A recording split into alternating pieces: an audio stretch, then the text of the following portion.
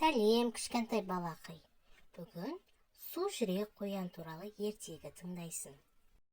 Ертегінің соңына дейін тыңдап, каналға жазылуды ұмытпа. Бір күні қоян ұзап серуендемек болады. Бірақ ол 3 қадам жасамай-ақ бұтаның арасынан бір сыбдырды естиді. Осы мені түлкі шығар аңдып жүрген, деп қоян қорқып зыта жөнеледі. Жүгіріп, дем алайын деп томаршаға отырғаны сол еді, тағы да бұтаның арасынан сыбдырлаған дауыс шықты.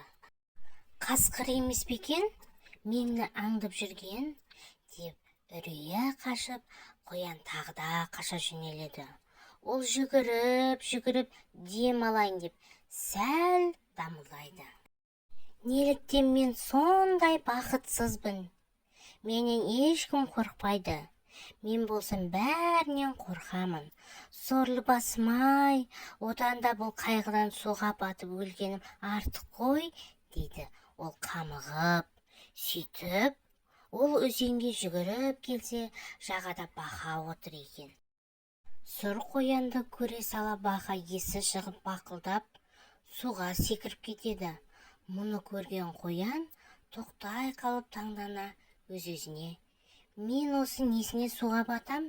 Менен де қорқатындар бар екен ғой, деп райынан қайтыпты.